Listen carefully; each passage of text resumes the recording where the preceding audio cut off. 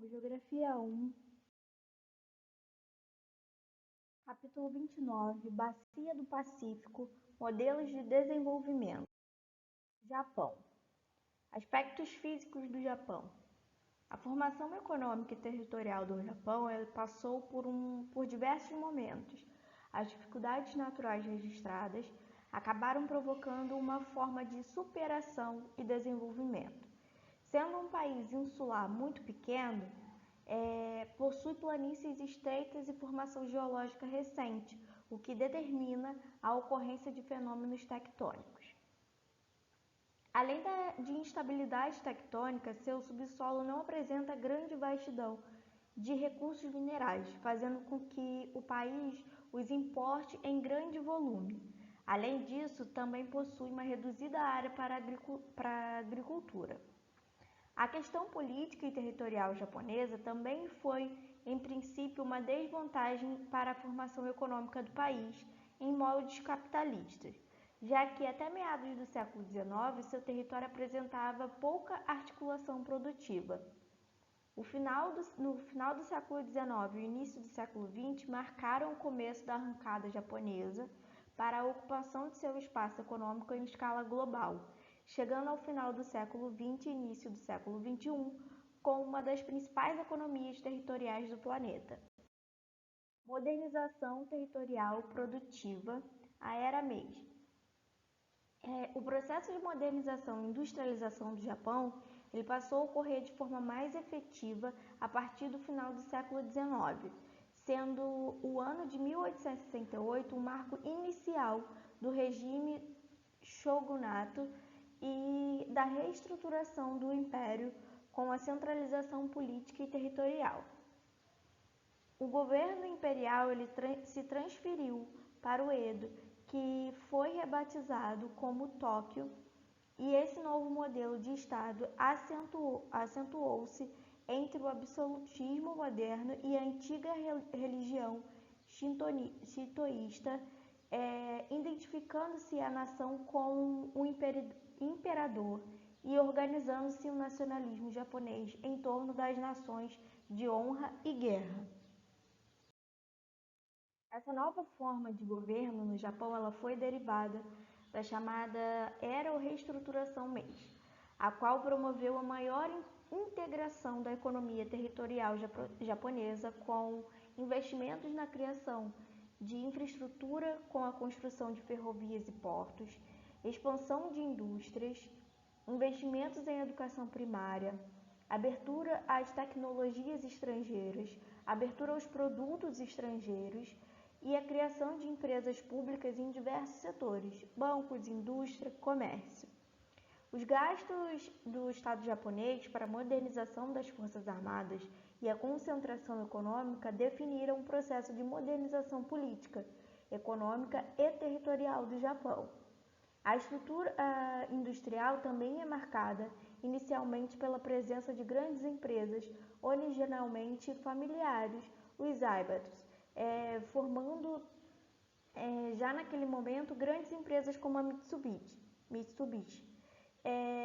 Esses grupos passaram a atuar em diversos setores da economia japonesa, constituindo um dos seus pilares e, consequentemente, retratando os interesses econômicos do emergente Império Japonês. Ao mesmo tempo, a escassez de recursos naturais no território japonês e a necessidade de ampliar sua área de influência geopolítica também contribuíram para a realização de políticas de expansão territorial no final do século XIX e início do século XX. A vitória do Japão na Guerra de 1894-1895, garantindo a ocupação de Taiwan, a vitória sobre os russos na guerra entre 1904 e 1905, tomando as ilhas Sakhalin, a anexação da Coreia em 1910, a ocupação da Manchúria em 1931 e o conflito com a China a partir do final da década de 1930, levando-o para a Segunda Guerra Mundial, exemplificam o seu expansionismo, principalmente no início do século XX. O término da Segunda Guerra Mundial, marcado pelo lançamento das bombas atômicas em Hiroshima e Nagasaki, pôs fim à possibilidade de expansão do Império Japonês com as bases nacionalistas e militares do século XIX. A retomada do crescimento japonês após a Segunda Guerra Mundial. Após a Segunda Guerra Mundial, o território japonês sofreu intervenção do Conselho Supremo das Potências Aliadas, presidido pelo general estadunidense Douglas MacArthur, e durante o qual foram estabelecidas profundas reformas na estrutura política, econômica e territorial do Japão, entre 1945 e 1951.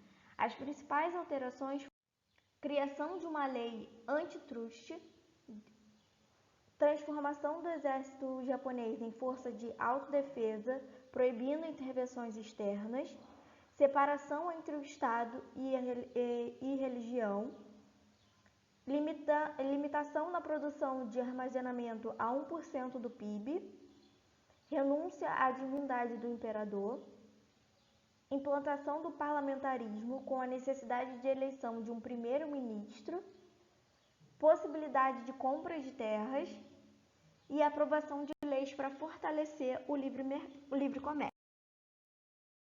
A aproximação do Japão em relação aos Estados Unidos também marcou o processo de expansão do guarda-chuva nuclear estadunidense dentro do contexto de Guerra Fria. Ocorreu, por exemplo, a realização de um pacto bilateral com os Estados Unidos, em que a proteção militar da superpotência capitalista destinava-se a assegurar que o Japão ficasse a salvo de eventuais ataques da União Soviética ou da China. Para isso, os Estados Unidos criaram bases militares na região, para as quais deslocaram milhares de soldados, configurando a expansão da hegemonia dos Estados Unidos no Extremo Oriente. Sob a influência dos Estados Unidos, o Japão retomou o crescimento econômico, principalmente a partir da década de 1950, o que ficou conhecido como milagre japonês. Tal crescimento foi fundamentado em duas formas: uma poupança interna e a conquista dos mercados externos. A recuperação da economia japonesa baseou-se nos seguintes pontos: ajuda financeira dos Estados Unidos, disponibilidade de mão de obra abundante e barata, maciços investimentos em educação, pesquisa e desenvolvimento tecnológico, reconstrução da infraestrutura, reorganização da estrutura empresarial, formando keiretsus, empresas organizadas em torno de um banco que lhes oferece suporte financeiro, subvalorização do iene e o processo de localização das indústrias também explica a distribuição da população e a formação da megalópole japonesa. Desde a era Meiji, as indústrias se concentram fortemente nas áreas da costa do Pacífico, já que as dificuldades de acesso à matéria-prima provocaram a necessidade de localização das indústrias perto às áreas portuárias. Tal localização dinamizou a importação de produtos primários e a exportação de produtos industrializados, desenvolvendo assim, por exemplo, grandes centros siderúrgicos nessas áreas. Além desses, também foram construídos importantes centros petroquímicos próximos aos portos, ao mesmo tempo em que os centros urbanos serviram como polos de atração para as indústrias de bens de consumo. A concentração industrial associada ao reduzido espaço para ocupação contribuiu para a formação da megalópole Tokaido, indo de Tóquio até Osaka e Kobe, cortada pelo trem-bala japonês. O reduzido espaço para ocupação gerou ainda a elaboração de estratégias de ampliação do solo criado, pela construção de aterros em áreas anteriormente marítimas, pela construção de galerias subterrâneas e de ilhas artificiais, entre outros. A partir da década de 1970, com a crise do petróleo, começou uma relativa saturação dos tradicionais centros industriais, além do vertiginoso crescimento do valor dos aluguéis e do solo urbano. Esse contexto ele colocou a desconcentração industrial como uma forma de competitividade das empresas japonesas que passaram a ocupar partes do interior do território a partir de programas de incentivos à ampliação de infraestrutura de transporte e de portos. Além disso, o governo estimulou a formação de tecnopolos fora da megalópole. A cidade da ciência de Tsukuba é um dos principais polos tecnológicos japoneses, possuindo cerca de 200 mil pessoas a 300 instituições, entre centros de pesquisas públicos ou privados e filiais de corporações japonesas. Crise e desaceleração da economia territorial japonesa. No início da década de 1990, a economia japonesa sofreu os reflexos negativos do seu próprio modelo de desenvolvimento, com base no expressivo crescimento durante décadas. O acúmulo de riquezas promoveu consequências danosas, com o aumento expressivo da especulação nos seus diversos níveis. Além disso, o envelhecimento populacional japonês e o baixo consumismo contribuíram para o esgotamento econômico japonês. O estouro da bolha especulativa no Japão no início da década de 1990 fez com que os valores das ações e dos imóveis despencassem, afetando diretamente o setor bancário do país. Essa crise econômica e financeira marcou a necessidade de atração do modelo geohistórico de crescimento econômico japonês. Tigres asiáticos. Origem da estrutura produtiva dos tigres ou dragões asiáticos. Coreia do Sul, Taiwan, Singapura e Hong Kong. Essa última hoje, região administrativa especial da China, passou pelo contexto de Guerra Fria. Assim, a rápida industrialização dos tigres resultou na expansão do arco de aliança do bloco capitalista para tentar evitar o avanço das forças sino-soviéticas. O desenvolvimento japonês no pós-Segunda Guerra Mundial também esteve diretamente relacionado às possibilidades de crescimento da estrutura produtiva dos tigres asiáticos, por meio da realocação de investimentos produtivos de empresas de uso intensivo de força de trabalho, contribuindo para o acelerado crescimento econômico e industrial dentro do contexto da crise do petróleo.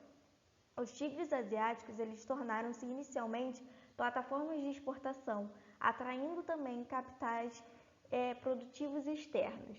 O processo de industrialização dos tigres asiáticos, materializado principalmente na Coreia do Sul e em Taiwan, passou pelo processo de concessão de subsídios às exportações, mediante uma política de desvalorização cambial de suas moedas. Ao mesmo tempo, promoveu uma intensa qualificação dos trabalhadores por meio de grandes investimentos em educação e da concessão de bolsas de estudo no exterior. Além desses fatores, a existência de um alto nível de poupança interna e a realização de investimentos internacionais de bancos e do Tesouro estadunidense também foram fundamentais para o acelerado crescimento dessas economias territoriais. A Coreia do Sul apresenta-se como o tigre asiático de maior desenvolvimento econômico, com sua estrutura baseada em grandes empresas coreanas denominadas chaebols, que fazem parte do grupo de grandes empresas globais com um intenso comércio de produção nessa mesma escala, fabricando desde navios a produtos eletrônicos. A economia territorial de Taiwan é baseada em pequenas e médias empresas especializadas na fabricação de semicondutores e materiais eletrônicos. Tais empresas revelam uma rápida dinâmica de adaptação às necessidades de um mundo globalizado, capaz de garantir-lhes a competitividade em escala internacional. Singapura ela coloca-se como um entreposto de comércio e grande centro financeiro internacional, sendo também um dos principais portos do mundo, tendo movimentado centenas de toneladas de mercadorias por ano. Esse tigre ele desenvolve investimentos nos setores de eletrônica, petroquímica e naval. A região administrativa especial de Hong Kong mantém relativa independência da China em todas as áreas, exceto nos assuntos de política externa e de defesa. A economia se baseia no setor financeiro e bancário, bem como no comércio internacional, graças à modernização portuária. O fim da década de 1990 também foi marcado pela crise asiática, deflagrada por uma crise financeira, com a fuga de capitais externos e da desvalorização das moedas asiáticas. A crise afetou os níveis de produtividade dos tigres asiáticos, colocando em risco suas economias territoriais, já que gerou reflexos no seu sistema produtivo, revelando a fragilidade do seu sistema financeiro, pois as economias territoriais desses países dependiam em significativa porcentagem dos mercados externos. Isso apesar do aumento dos níveis de consumo interno e da elevação da renda per capita e dos níveis salariais, em virtude do aumento da produtividade dessas economias como um todo. Ao mesmo tempo, a elevação dos custos de mão de obra e a valorização das moedas desses países fizeram também com que os tigres asiáticos investissem em novos ramos de tecnologia, prometendo a transferência de setores produtivos tradicionais para as novas áreas, com filiais na Tailândia, Malásia e Indonésia, países então denominados de novos tigres. O processo de superação da crise asiática por parte dos tigres passou a ocorrer de forma mais efetiva desde o início da década de 2000, com a retomada do crescimento de suas economias territoriais a partir do redirecionamento dos negócios e da melhoria das eficiências dos seus processos de produção, como ocorreu nas chaebols coreanas. Concomitantemente, os estados passaram a estimular as pequenas e médias empresas a fim de estimular e ampliar a concorrência. China, a emergência do socialismo de mercado. A ascensão de Deng Xiaoping ao poder do Estado chinês, alguns anos após a morte de Mao Tse-tung, representou o fim de uma forma dogmática de socialismo na condução da economia. A partir do final da década de 1970, iniciou-se um processo de reformas econômicas no campo e na cidade, em paralelo à abertura do território chinês ao comércio exterior. A lógica de integrar a verdade universal do marxismo com a realidade concreta chinesa correspondia na prática, à conciliação do processo de estímulo à abertura da economia chinesa com a ampliação da iniciativa privada dentro de um discurso de modernização. A ambição de manter, no plano político, a ditadura do Partido Único colocava assim a necessidade de uma simbiose entre a modernização econômica e a economia planificada estatal. Nesse sentido, o governo chinês implantou um programa de modernizações em alguns setores de sua economia territorial, como o agrícola, o industrial, o militar e o educacional. A modernização industrial. Em 1984, a criação na porção litorânea da China de enclaves econômicos, denominados de zonas econômicas especiais, dotadas de legislação especial, fez com que passassem a ser o centro de investimentos produtivos estrangeiros. As zonas econômicas especiais, elas objetivavam promover a melhoria de tecnologias e capitais produtivos e gerar ampliação de experiência da gestão empresarial, além de permitir a formação de empresas mistas, deflagrando uma onda de crescimento industrial nas cidades e regiões litorâneas. Além das zonas econômicas especiais, foram criadas cidades abertas que passaram a receber investimentos estrangeiros. Nelas, ocorreu uma intensa transformação urbana, com a construção de enormes arranha-céus, bancos, lojas, alterando-se em um curto período de tempo a estética e o cotidiano da população chinesa dessas cidades. O modelo de desenvolvimento do leste asiático finalmente se consolidava no litoral chinês. As cidades litorâneas passaram a se desenvolver cada vez mais e, ao lado das zonas econômicas especiais, atraíram a população de outras regiões da China. Com isso, a transformação econômica chinesa também se apoiou na transferência de trabalhadores do campo para o contexto urbano-industrial. No final da década de 1970, o emprego rural ele representava cerca de 70% do emprego total da China. Mas em 1999 já era menos de 50%.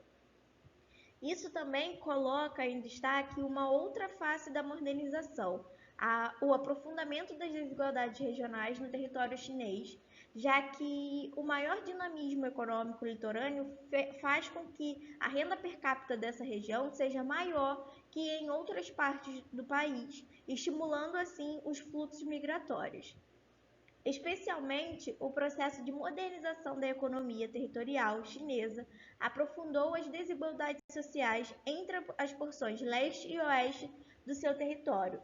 No ano 2000, a renda per capita da população das áreas litorâneas chinesas estava em torno de 3 vezes maior que a da população do interior rural. A modernização agrícola foi fundamental para o aumento da produtividade chinesa no campo. A extinção do regime de comunas populares e a criação de possibilidades de maiores ganhos pelos agricultores estimularam a produtividade agrícola chinesa, com a implantação de reformas já a partir do final da década de 1970. Assim, as famílias de agricultores passaram a produzir parte para o Estado e parte para o mercado interno. Além disso, no meio rural, também se apoiou a viabilidade de realização de trabalho assalariado com o fim das restrições de contratação de mão de obra no campo. Vale destacar que tal modernização também teve como objetivo tentar reduzir as migrações internas no país, uma vez que os investimentos maciços da economia se concentram nas porções litorâneas denominadas de zonas econômicas especiais. A possibilidade de relação de mercado na área rural chinesa também permitiu a ascensão de uma camada de agricultores com rendas superiores aos demais e a exclusão de pequenos produtores rurais no interior chinês, no qual a infraestrutura é bastante precária. Modernização militar.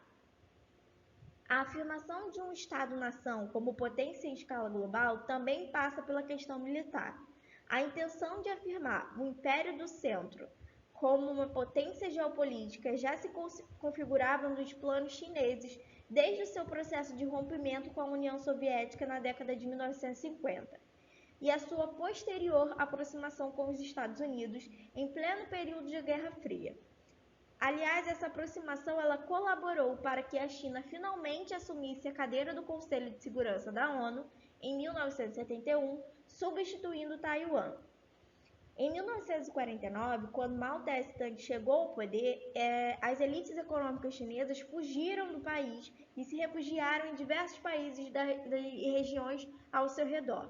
A ilha de Taiwan, pertencente à China, tornou-se abrigo de parte dessas elites. O Partido Nacional Chinês, Kuomintang, assumiu o controle da ilha, afirmando que ali estava o verdadeiro governo chinês, o que foi prontamente reconhecido pelo governo dos Estados Unidos. A China ela ameaçou invadir a ilha e foi rapidamente avisada de que os Estados Unidos retaliariam imediatamente.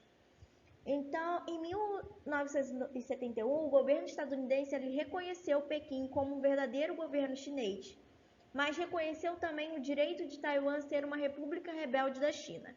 Além disso, os Estados Unidos, nos anos de 1970, estavam preocupados com a expansão da influência soviética na Ásia após o desfecho do conflito do Vietnã. Assim, a aproximação sino-estadunidense tinha por objetivo reduzir a influência soviética na região. As relações diplomáticas sino-estadunidenses foram plenamente normalizadas em 1979, após diversas conversações.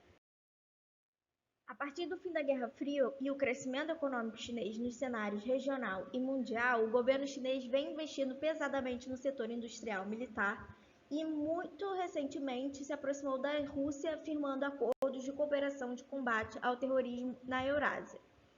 A Organização de Cooperação de Xangai é o somatório das concordâncias possíveis no relacionamento entre a China e a Rússia. No 10º ano de existência, a Organização da Cooperação de Xangai está em construção do ponto de vista de seus interesses estratégicos, marcado pelo multilateralismo, não possui líder e é apenas um fórum euroasiático, mas de fato nada ocorre na agenda da Organização da Cooperação de Xangai sem a concordância da China ou da Rússia. O foco essencial da organização sempre foi a Ásia Central, mas começa agora a lançar redes por toda a Eurásia. A Organização da Cooperação de Xangai não é um bloco militar, mas os exércitos militares ajudam a aumentar a coesão estratégica interna e a aprofundar a cooperação para a defesa. Modernização educacional. Nesse processo de modernização, também passou a ocorrer a criação de novas universidades, colégios técnicos, escolas para identificar rapidamente crianças com tipos de inteligência avançada e, com isso, dar-lhes educação adequada. Já em 1978, um grupo de 480 estudantes foi enviado para estudar em 28 países. A reforma educacional chinesa objetiva dar mais atenção à formação técnica e científica, qualificando a formação de trabalho para o desenvolvimento de novas tecnologias. Os resultados já começaram a aparecer em alguns segmentos da economia, como nos setores de energia, nanotecnologia, microeletrônica. A China já desenvolve tecnologias de ponta. Com uma força de trabalho abundante e em crescente qualificação, o país poderá se tornar, nas próximas décadas, uma potência tecnológica representando um forte concorrente com a União Europeia, os Estados Unidos, o Japão e os tigres asiáticos. A China e a dinâmica global da economia. A entrada da China na Organização Mundial do Comércio em 2001, adequando-se às regras da organização, gerou possibilidades de ampliação de negócios para as empresas chinesas e para as empresas que produzem no seu território. Ao mesmo tempo, a China realiza intenso comércio com o Japão e os Estados Unidos, sendo esse último, de forma geral, deficitário nas relações comerciais com a China. Esta passou no início da década de 2000 de uma participação de 1% para 8% do comércio internacional. No final da década de 1990, Hong Kong e Macau foram recuperadas pela China, enquanto os territórios sob seu domínio tornaram-se zonas de administração especiais. A influência econômica e política chinesa alargou rapidamente em direção ao Sudeste Asiático, fragilizando o poder de influência do Japão. Em escala global, a China se tornou, nos anos 2000, o maior credor do sistema internacional de países, desbancando o Japão. Atualmente, o Banco Central Chinês detém a maior parte dos títulos públicos do Banco Central dos Estados Unidos, tendo contribuído para a recuperação da economia da União Europeia depois da crise de 2008.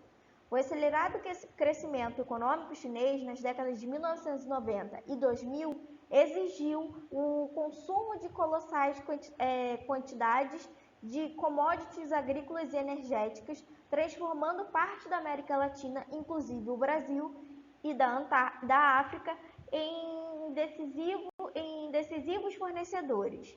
A China atualmente ocupa o segundo lugar em tamanho de PIB, superando o Japão e a Alemanha, e recentemente se consolidou como potência comercial, fortalecendo seus laços com grande parte do mundo em desenvolvimento e ampliando ainda mais suas relações comerciais com os países centrais, especialmente os Estados Unidos. Em 2014, foi criado um Banco de Ajuda Financeira do BRICS, Brasil, Rússia, Índia e China e África do Sul, com um aporte inicial de 50 bilhões de dólares, sendo 25 bilhões da China. O banco terá sua sede em território chinês, evidenciando o crescente poder financeiro chinês no sistema internacional, Mais do que nunca, o multilateralismo avança com grande ajuda do emergente poderio chinês. Impactos ambientais na China. O milagre econômico chinês teve um preço alto para a sociedade do país. Os impactos ambientais gerados pela pujança econômica recente transformaram a China no país que mais emite gases de efeito estufa no planeta, superando em 2008 os Estados Unidos. As contribuições chinesas participaram com 23% das emissões mundiais e associadas a elas estão as chuvas ácidas no litoral, região mais industrializada e urbanizada, comprometendo os recursos hídricos e solos agricultáveis. A crescente demanda energética levou o país a investir em geração de energia das hidrelétricas. A construção da hidrelétrica de Três Gargantas, no vale de Yangtze-Kiang, exigiu a inundação de largas áreas de várzea da bacia hidrográfica. No interior, a intensa utilização das terras para a agricultura tem elevado o processo de desertificação.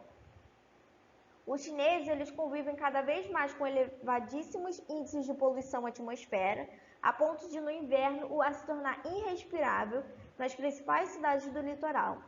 As enchentes são cada vez mais catastróficas no período chuvoso de verão, em razão do intenso assoreamento das principais bacias hidrográficas. Os impactos se tornaram tão severos que os custos de produção da China estão sendo afetados e o governo chinês alerta que é preciso reduzir as consequências ambientais para não comprometer o crescimento econômico futuro. Conflitos étnicos internos. A população chinesa é estimada em 2020 em 1,4 bilhão de habitantes, pertence majoritariamente à etnia Han, mas há uma minoria de aproximadamente 70 milhões de habitantes que pertencem a diversas outras etnias. Nessas três regiões, há movimentos separatistas importantes que são duramente reprimidos pelo Estado chinês. Há ainda a estratégia de promover migrações, muitas vezes forçadas, de Hans para essas regiões, com o intuito de construírem uma maioria. O caso mais emblemático é o Tibete, que em 60% da população é da etnia Han. Nas 6 universidades tibetanas existem apenas o ensino que se faz a língua tibetana. A não perpetuação da língua é um caminho que contribui para a destruição cultural de uma nação. Na região Xinjiang, as tensões separatistas ganharam novos contornos na última década com o apoio de grupos radicais islâmicos do Tajiquistão. A independência. Diversos grupos islâmicos radicais, incluindo os talibãs, têm ocupado a antiga República Soviética desde a intervenção militar dos Estados Unidos em 2001 no Afeganistão, após os atentados do World Trade Center. A região também tem importância econômica para a China, pois é rica em petróleo, recurso que o país hoje importa em larga escala da África, da América Latina e da Rússia. E é isso, meu povo. Dúvidas, escrevam nos comentários e até o próximo vídeo.